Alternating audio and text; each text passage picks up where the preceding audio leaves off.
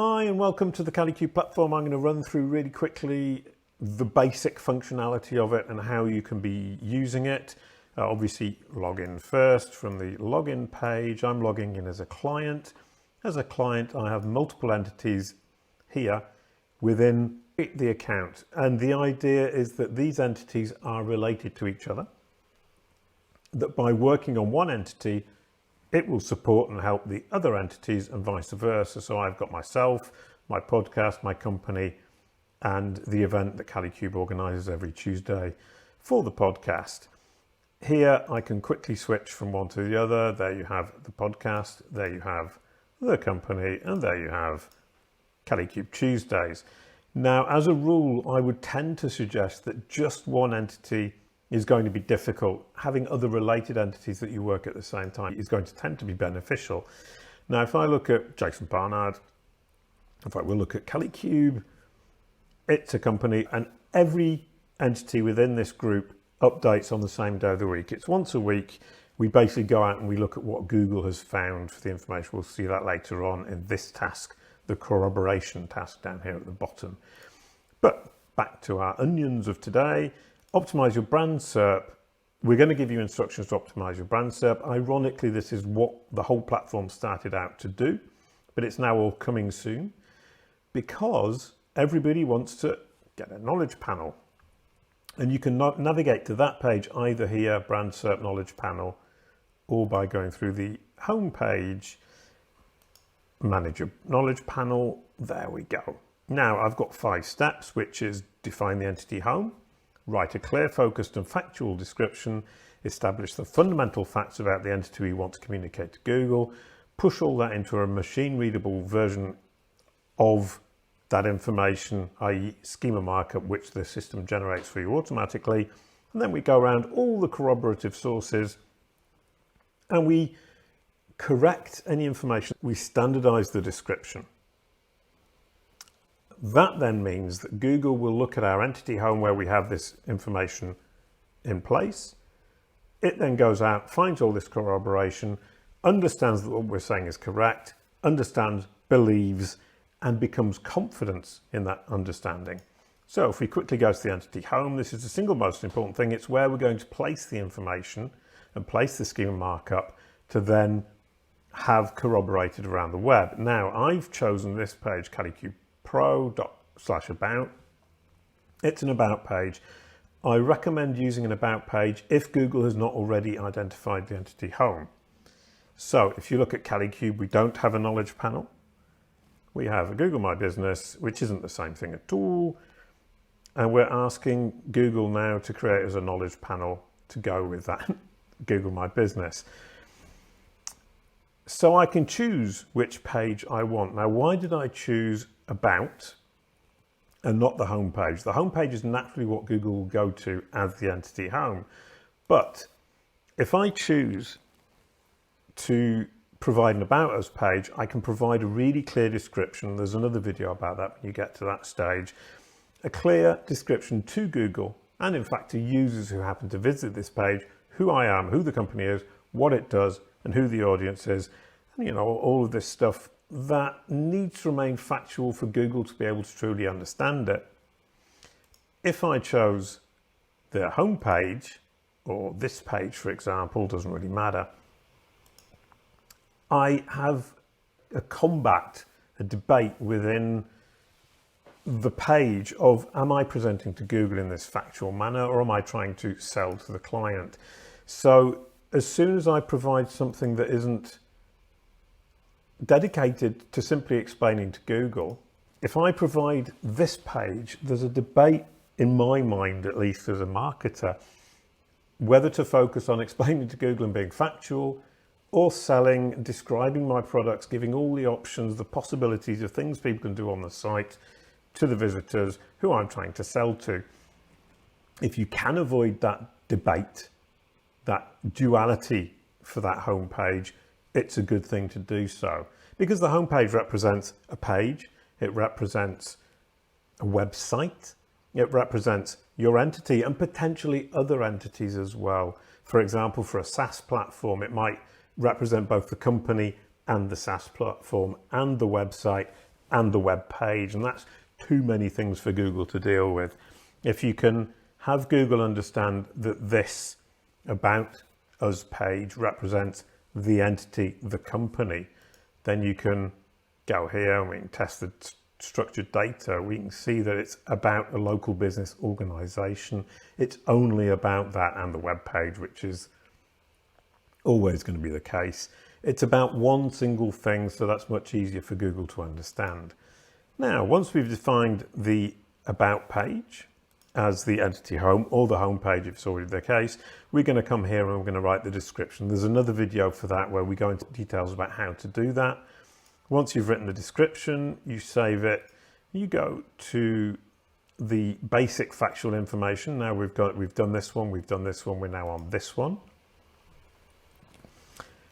Name of the company that's the most commonly used, alternate names, Kalicube Pro, for example, Kalicube Systems. If it's been referred to as something else by a different name, either simply by people or legally, this is where you put it. The legal name, Kalicube SaaS. SaaS is the equivalent of Incorporated, LLC, Pty, or Limited.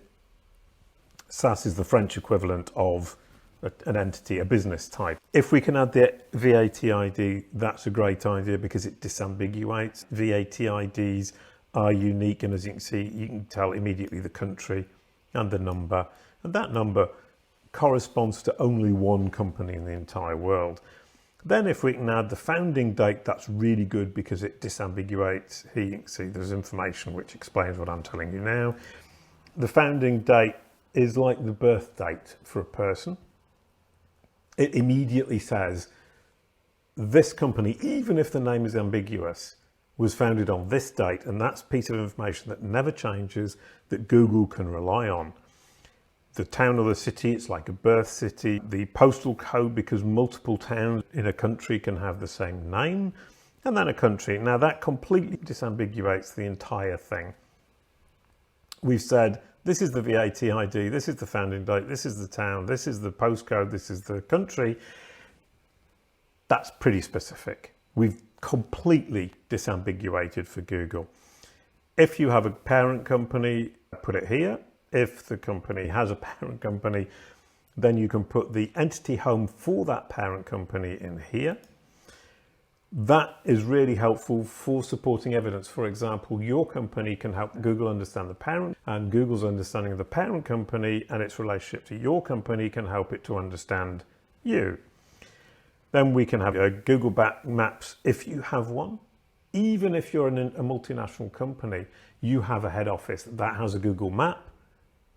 Connecting those two together, or linking those two together, or indicating that relationship helps Google understand it's really understood Google Maps. It understands Google My Business. You're feeding information right into Google's heart. So making that relationship is good. You can still have areas served worldwide. That's not a problem. You need to reflect that on your Google My Business. If you have an image, a preferred image for your company, put it there. You need to have a logo, preferably on the domain where the entity home is, and preferably the image that is in the entity home. If you provide a URL to a logo on a site, for example, Crunchbase or Wikipedia, that you don't control, you run the risk of somebody deleting it or changing it. On your own site, that's much less of a risk.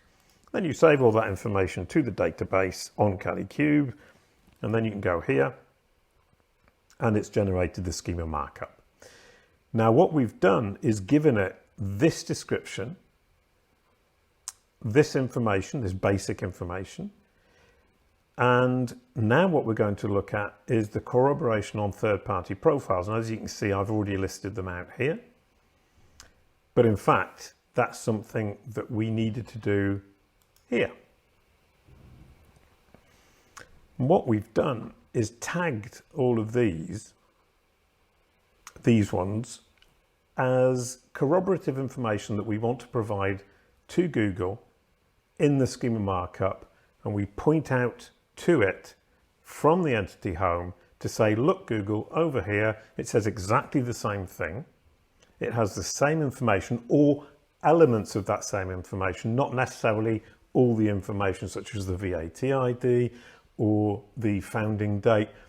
But cumulatively, by going to all these different sources, and we've got, what, 15 of them there, it will find all of this information and find the corroboration that reassures it that this information is true, the information we've given on our home. So I'll just quickly go back here, copy that, and check it on Google's Schema Markup checker. There we go. You can see we've got the type, corporation, description, name of the company, the URL, which is the entity home, and then all of these same as that corroborate what we've said there, the logo URL, the founding date, the HAZMAP, it gives us a warning. That doesn't matter. It's not an error in the Schema Markup. It's that Google doesn't accept it for its rich results, but we don't care about rich results right here.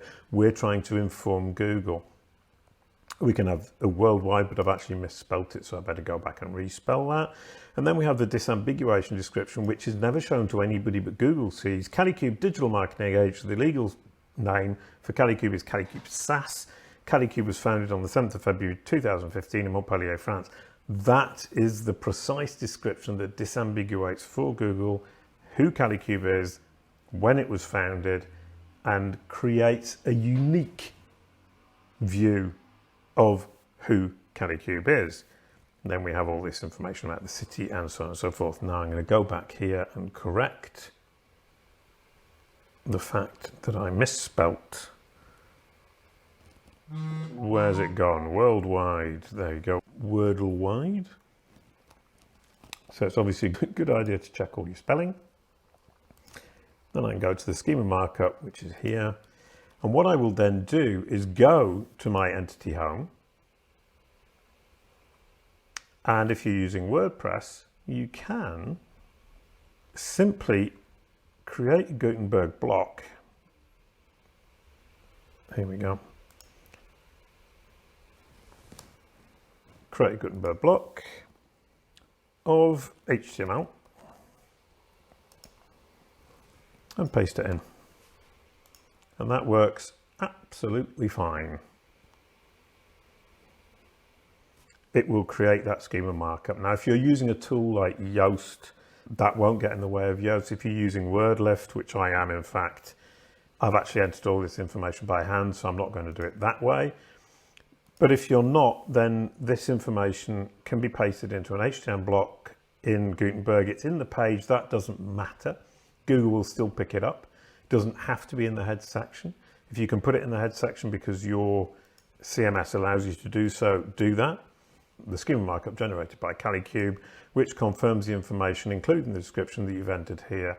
So ideally, you would use this Schema Markup. If you have a Schema Markup system of your own, then you can put the information in yourself in a different manner, or you can have it in your About page here using either WordPress, as in this case, or whatever CMS you've got, and exclude it. If you've got Schema Markup being generated by another system, exclude that. You're going to have to deal with that in the best way you can with your CMS. We can certainly help you. Now, this is the important part, is I'm going to have this description which I've written, and I'm going to be copy pasting that into all of these other corroborative sources.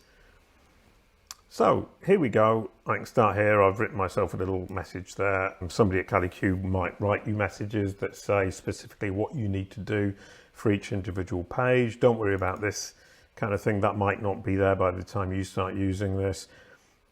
It's simply a reference number so that we know where it is in our system. I can go to Kalicube's page on Crunchbase and I can edit it. This is just an example, depends on the platform. Sometimes you'll need an account.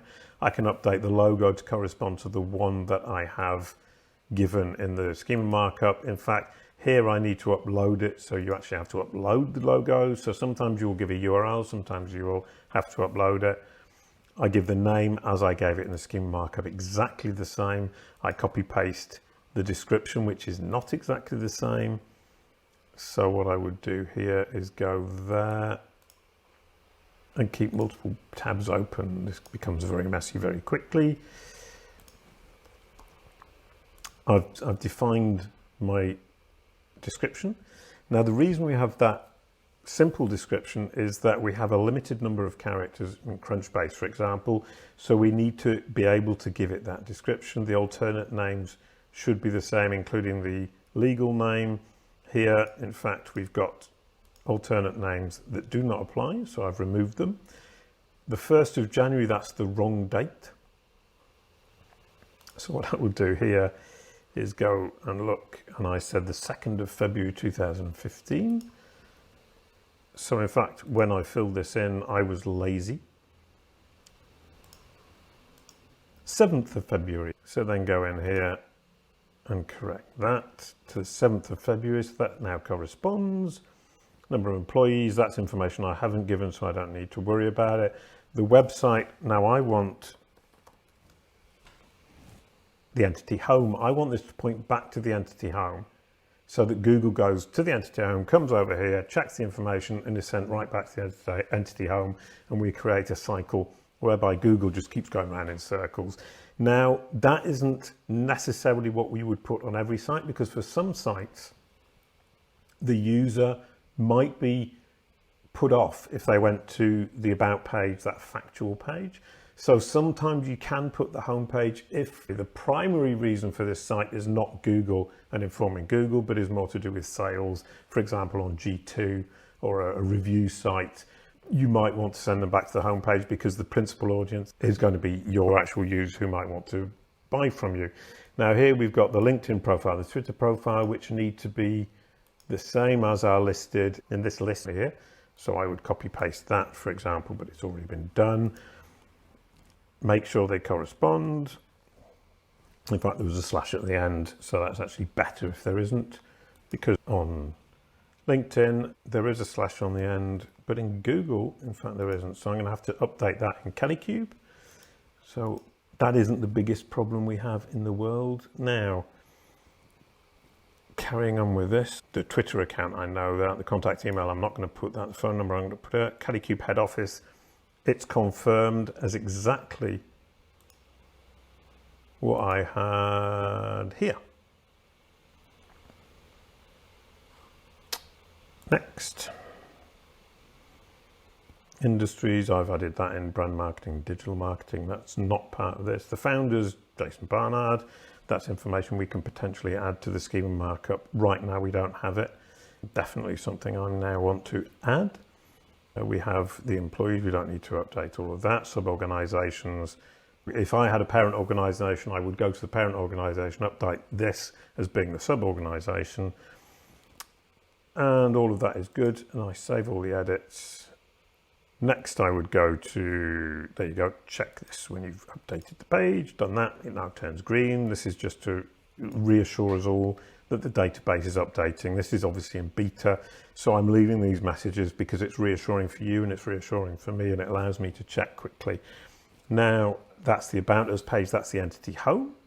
So I want to make sure that the description is what I have given in the schema markup. So I would go there. I would copy paste this description. I know it's the same, so I don't have to worry about that.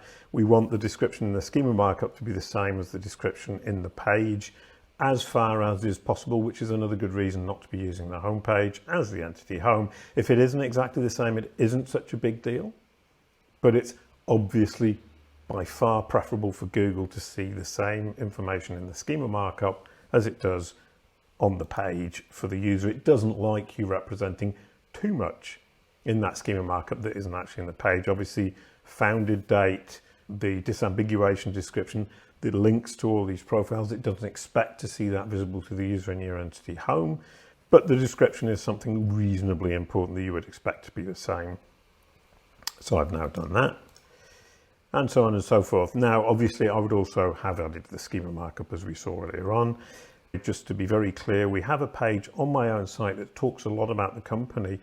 What I would do here is not obviously standardize the description because it's still on my own site, but it does talk a great deal about Kalicube. So I would want to ask myself, have I got the right information in this page? Is there enough text? Am I describing my company sufficiently well to Google in the context of my own homepage? And the answer is probably not. I would potentially add some of that description to this page, the part that's most relevant for my users, potentially products and services, I might want to add that. Slightly adapted text. Once again, it doesn't have to be exactly the same everywhere. And we go through that description and how we can use it in another video when you actually get to that, because it's pretty complicated to actually create a great description. Then on the YouTube channel, obviously I control that. So I can go to the YouTube channel and I can change the about text.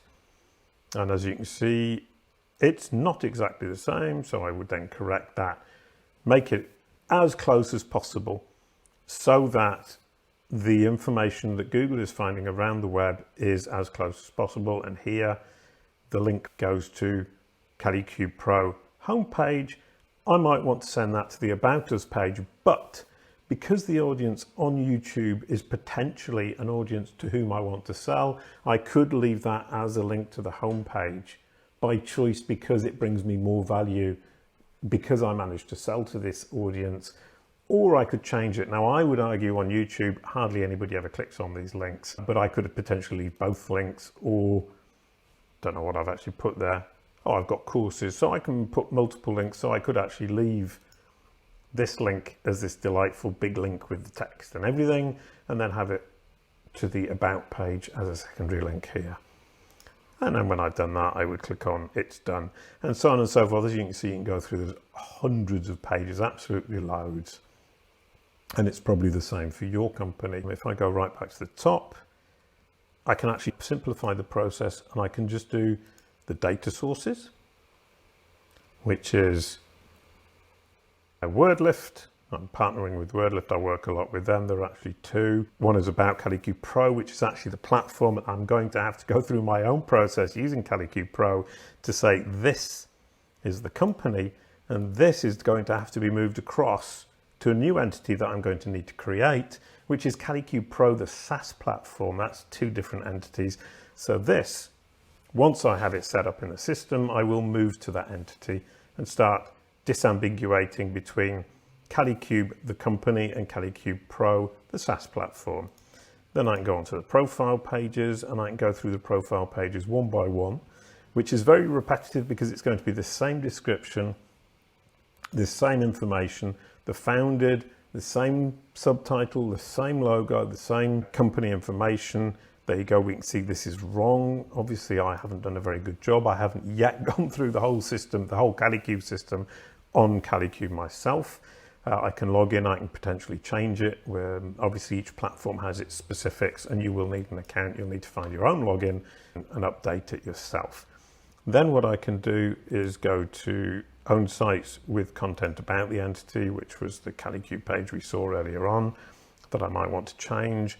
Go through these and just check that the information is consistent that I'm giving out from my own sites to Google.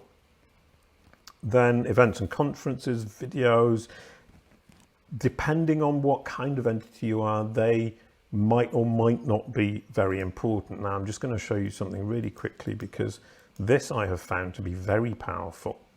Is that for myself, I've got lots and lots and lots of these same as. These are all the same as that we'll be using. But if I go here, I'm on a lot of podcasts. Those are very useful. Google pays a lot of attention to them. Events are very important too. Articles by me are very important. There's often a bio at the bottom of those. So I'd obviously want to make them as consistent as possible. Events and conferences, same thing. There are pages on events and conferences that I have spoken at. And this is a webinar, in fact. That's a 404. So that's going to be corrected. Go through and actually correct the information when it does talk about me. Then if we look at, this is the articles about. Now, surprisingly, or perhaps not surprisingly, these come out incredibly high, incredibly important for Google. And if I click on that, there's an interview by Site Checker where I actually just filled in the information about myself, answering questions that actually goes through my career. Now, what I might want to do there is go through that and see if any information that I gave them at the time in this interview has changed. If this represents me in a way that isn't consistent with my current messaging, and then contact them and ask them to correct it. I know these people, so they probably would. And then we've got this interview with Milosh that I actually asked him to correct because the content of the article itself was fairly accurate. There was very little I needed to change there, but this description was an old description from a long time ago. The website linked to actually the wrong page, the linked into the wrong page because I'd changed it. So all of these things are things that I want to update. I just used through Kalicube to find which ones are most important. By the way, that's really important. These are by order of priority. The order that our system has determined that Google takes seriously, that Google is paying attention to. So this is in the order for those articles about me. Then this is an order for the profiles. It thinks that LinkedIn is incredibly important. Search engine journal, sorry, this is mine and not Kalicube's. LinkedIn is the most important. That's a big source of information of Google about me. Search engine journal, my own site actually comes up third. So, search engine journal has perhaps more influence than one would imagine. And then Malt.fr, because I'm in France, that comes up quite a lot because I'm in France. So it is obviously pretty important. And don't underestimate the value of these non-English, non-Anglophone sites for entities that are primarily of that language. So I'm based in France. This is important because I'm in France and because Google sees a lot of my activity from France. And then search engine land, SEMrush, and so on and so forth. Next, really quickly, knowledge graph over time. I have a knowledge graph entry, and you can see out here the knowledge graph updates that I write about on Search Engine Journal, all the different updates, and you can see that because I've been working on it over time, every time there's an update, my score goes up, and this is a confidence score. Google's confidence that the string of characters JASON space BARNARD corresponds to this specific entity, this specific named entity, me, Jason Barnard. So working on this corroboration, this consistency of information really does work. And it really does get Google to increase that confidence. The more confident it is, the more likely it is to show that knowledge panel when somebody's searching your brand name or your personal name. And you can track that over time. And this is really pleasing when you do see it go up at every update. And really quickly, the fact that it goes up is incredibly important because the overall score has a ceiling. So if I'm winning or if I'm going up, somebody else is going down. So it's actually pretty easy to start losing this confidence score simply because everybody around you is working on it and you're not. And the confidence score is all about multiple things, particularly the consistency of information, but also the amount of news and the amount of buzz you're generating around this entity. Then we can look at competitive insights. I find this really interesting. I'm in the business and industrial category, and we can actually see which blue links dominate for people in the business and industrial section. And the system is a little bit slow, but LinkedIn, Crunchbase, Twitter, Facebook, Instagram, Bloomberg, top Eon networks, whatever that is, I might want to start thinking about placing myself on Medium because Medium is obviously important for this type of entity in this category. Then I can look at the social platforms. It just isolates these social platforms. LinkedIn is obviously the most important. Twitter set it secondarily. Facebook is third in the industry, for example. Twitter would be more important and Facebook would be up there as well. Then we can look at news. Which news platforms are dominating? I would want to presumably be on Business Insider and Inc.com and perhaps The Guardian. Videos, these are in the video boxes in the SERPs. YouTube dominates everywhere, but Facebook isn't that far behind in many respects. So I might want to start posting videos to Facebook, but that's more to do with your content strategy. But here we get ideas of where we can place information that might be useful. And lastly, knowledge. This is all the stuff on the right rail. All what we just saw was on the left rail on desktop. This is all on the right rail. The trusted sources that Google is citing in knowledge panels. Wikipedia obviously winning right down the line, but Google isn't far behind. That's probably Google Books, LinkedIn, Crunchbase, Wikipedia. All of these are being cited in knowledge panels and are therefore almost certainly trusted by Google to some extent. And then ontologies, the different elements that you get in the knowledge panel, that's something we would want to work on. Obviously, we want to talk about where we were born. The education is something you might want to include in your description. That's something Google's very keen on. It's something we should include in the schema markup as and when we can. The spouse, the organization, and the books. Subtitles, if you're not sure what to call yourself in terms of the subtitle, I'm calling myself a digital marketer, but author, business person, entrepreneur, you can look in this list and inspire yourself, because these are terms that Google has used for other people within your industry, and you can have a look. If it isn't in this list, that doesn't mean to say Google will not use it. It simply means that these are the ones that Google has used and therefore is likely to use again. So you can make up anything you want. And Google's pretty generous. I've seen some pretty strange ones, some pretty unusual ones. These are the common ones. I would argue that common is probably an easier target to hit. The social platforms in knowledge panels, you can there look which social platforms. Twitter is more important for Google in the knowledge panel. That's almost certainly because it's got a hose pipe feed into Google, and Google can grab that information much more reliably than it can from LinkedIn or Facebook. Entity statements, we won't worry about that right now, but entities in the right rail, entities in the left rail, information that we can potentially use further down the line. My principal aim from this video is to get you started on this process, which is define the entity home, write a clear, focused and factual description, establish the fundamental facts about the entity you want to communicate to Google, create a machine readable format for the steps 1 and 2 and 3, in fact, above, and add it to the entity home, and then go and corroborate this big long list of information that you can navigate to from there. Create a very consistent corroboration around the web, so you create that cycle of Google going to the entity home, going off to these sources, seeing the same information, corroboration of that information, then coming back to the entity home, then going out to a new one, coming back to the home, and so on and so forth. And it gets this cycle going that gets that information into Google's brain. It believes, it understands, and it is confident that it is correctly understood, at which point it will firstly trigger a knowledge panel, and secondly show it more often when somebody searches your brand name or your personal name. So good luck with that, and please do contact us if you have questions. We've got a little form there pre-filled with your email address. You send the message, I get the message, the person dealing with your account will also get the message, and then we can start talking about how we can help you to improve the corroboration around your brand, the consistency around your brand, and get that knowledge panel, or fill that knowledge panel with more information and get it to appear more consistently when somebody's searching your brand name. Thank you very much.